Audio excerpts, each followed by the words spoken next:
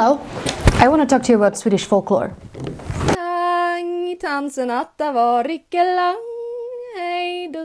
So, time and space doesn't matter on the internet, but in case you're watching this around midsummer, I want to give you a Swedish midsummer survival guide. Was it upside down? I don't know. Let's set a bit of a mood.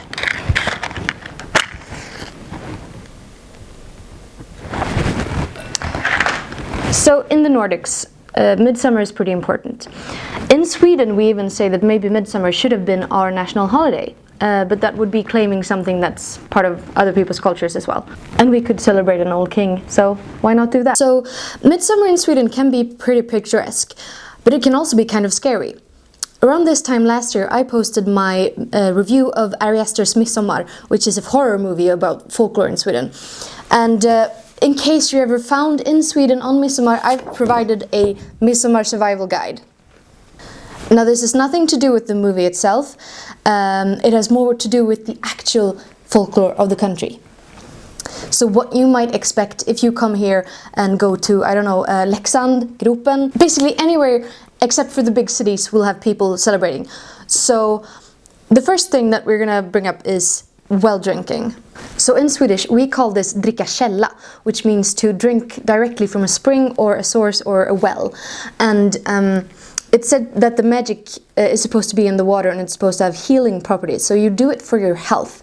And a lot of the times you have wells and springs coming up when something holy happens or someone holy dies.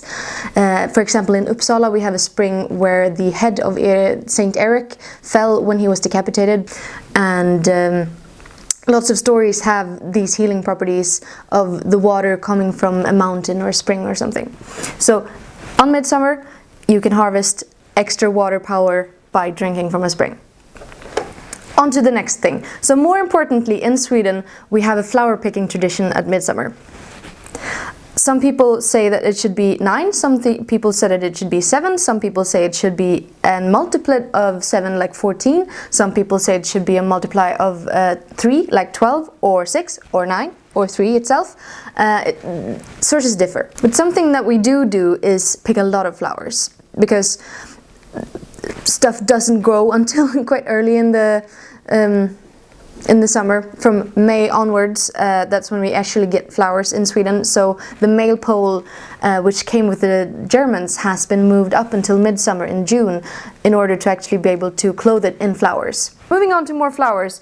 Magically, they're supposed to be the picking of the flowers and making into wreaths and crowns and wearing those will give them magical powers, and then you're supposed to save the wreath or crowns for the rest of the year, because when you have imbued them with the magical powers of Midsommar, then you can use them later if someone gets sick or something bad happens, and use the same magic that was gathered at Midsommar and deposit it later in the year. So remember to save your wreaths after Midsommar. Of course, there's the myth of the blooms of destiny. As I said, you should pick 9 or 7 flowers and put them under your pillow, and you will dream about whatever is most important to you. A lot of people say it's about love. Some people might say it's about a death in the family. A lot of divination going on with flowers. There should be probably 7 or 9. And picked under utter silence. There's a lot of not talking going on. There are different tests from different parts of the country. A lot of people say you should climb over several fences, either 7 or 9. Some people say you should go around the church after doing it. Some people say it should be maybe not hazardous to your life, but involving a bit of risk isn't that bad because it will bring more magic to you. But the most important thing, it's supposed to be 7 kinds. Or 9 kinds. And finding those might be a bit of a tricky situation at this time of year. As I've said, in different parts of the country there might be more flowers and there might be less flowers. But making an effort is the most important thing. And speaking of making an effort, one tradition that exists in Sweden is that you should pick a fern flower. Ferns don't bloom. Well, they are supposed to at midsummer for a hot second. So you're supposed to go out into the ferns and look for a flower in the middle of the night because that will give you magical powers. Some people say it will turn you invisible. Some people say it might make you able to listen to what the animals say for the rest of the year. Some people say it gives you the gift of prophecy. Either way, it's a magical plant and you should try it. I'm not saying you'll find it, but if that's what you want to do, there might be some peril involved in it, but I'll get to that later. And combining the magic of water from springs and the magic of flowers is the magic of the midsummer dew. So you're supposed to collect the dew for the rest of the year. As I've said, anything that you bring in on midsummer will have properties that you can use for the rest of the year. So some people say that you should go roll in the morning dew after midsummer night on midsummer's day, and that will give you strength for the rest of the year. If you collect the dew in sheets, for example, then you can make a bed with those sheets when someone's sick later in the year, and it will help them heal. You can steal the dew from your neighbor's fields, which can be doing the same thing with a big piece of cloth and pulling the dew off of their field and then wringing it out over your own, which will double the yield of yours and half the yield of theirs because you've stolen all of the magic from their fields. And if you're really worried that someone else will steal your dew, you can actually sit watch at your fields all night. And you might see something magical that way. But one thing important is some people say that the dew is golden colored, so you don't want to hang whitewashing that you actually want to keep white during the night. You should bring everything inside that is susceptible to dying in case it takes a stain from the golden dew of midsummer.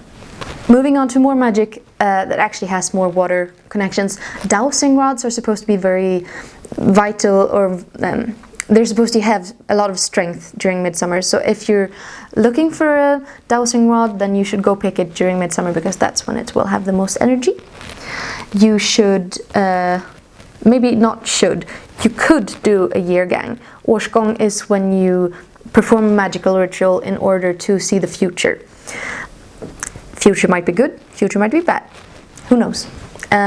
Some people say you should do it at a crossroads. Some people say you should walk from one church to the other between villages. Some people say you have to do 7 laps backwards. Sources differ. You're usually supposed to do it in silence and maybe during fasting. And maybe there will be a monster pig at the end of it. So just be warned. But seeing the future, if it's important to you, you could try that way. Another way of divination could be, with less risk, the dream porridge. So the dream porridge is oatmeal with a lot of salt. And you eat it just before bed, and then you dream of someone you're supposed to meet, probably marry, and they will offer you water in your sleep. And you will know that it's them because they're being so helpful. You could also crack an egg in a glass of water and put it under your bed, and it will absorb the future seeing properties of the midsummer night. And in the morning you can read the egg, like the newspaper, I guess, to see what's going to be happening in the next year. Another way to tell, there's a lot of love magic, how you're going to marry someone or whom you're going to marry is to take 3 stalks of rye and braid them to each other so that they keep together, and each strand, each straw of rye is supposed to have the name. You're supposed to name it with someone who you think will be a potential mate of yours, and then the one that grows the longest during the midsummer night is supposed to be the one that you're going to marry. Lots of love magic. Something that's not love magic is job magic, and during the current inflation crisis, we can all use a bit of magical assistance to get a job, right? So you go to a crossroads and you bring a shoe. Possibly you should be doing this barefoot because you're going to throw the shoe over your shoulder, and whichever part of the crossroad it lands in the direction of, you should go that way and you will get a job somewhere down that road. I don't think... Maybe you could set this up on the internet or something similar in case you're doing job applications digitally. Maybe start a new tradition. Try it.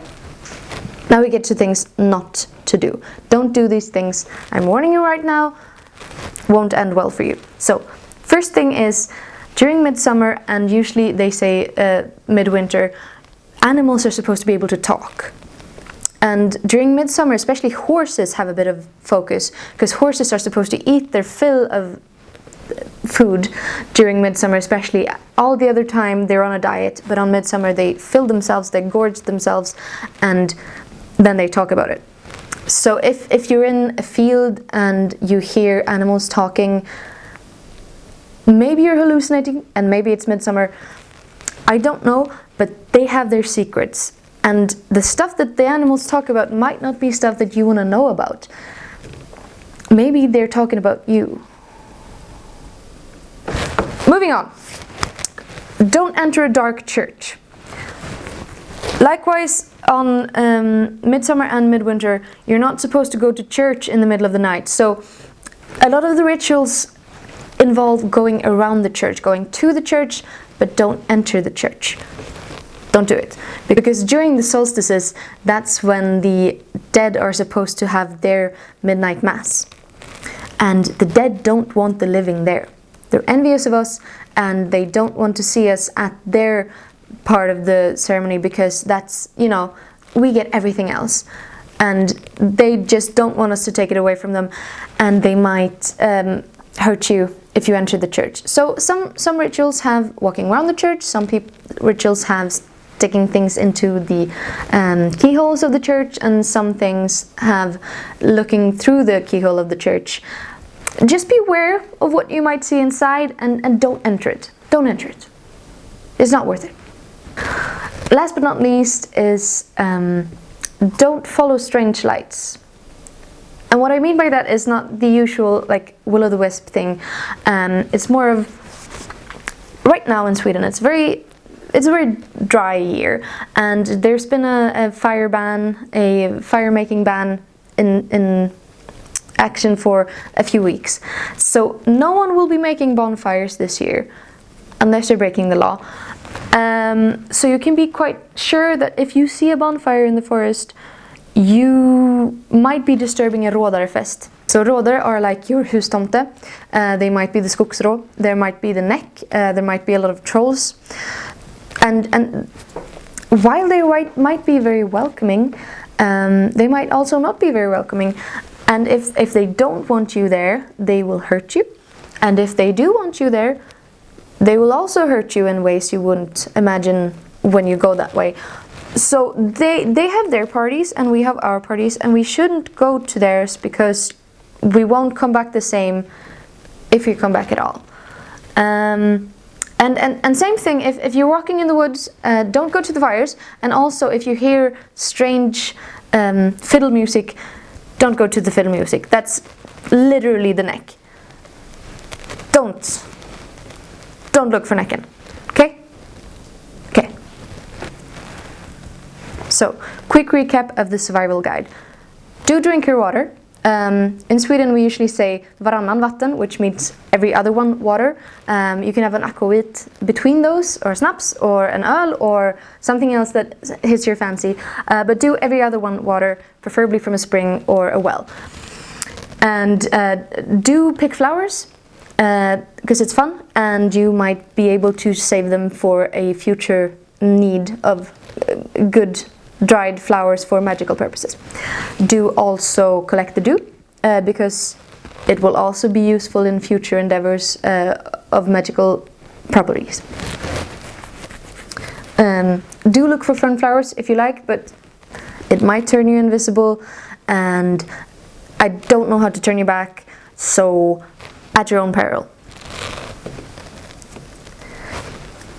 I don't know if I should say this, but do maybe perform divination rituals. There's a lot of love magic to be had at midsummer, and if you want to do it, it's probably mostly harmless. Mostly. Use it for getting a job, like I said. Use it for a dowsing rod, maybe. And I mean, seeing whoever you are going to marry is sort of traditionalist and old-fashioned, but if you want to do it, go for it. Do the egg one, and if you do, please review it. Survival guide, do not listen to the animals. Do not go into the dark church. and do not go to the light in the woods or the music in the woods. Now, be happy, drink, have fun, and eat some herring. Okay? Ha det fint!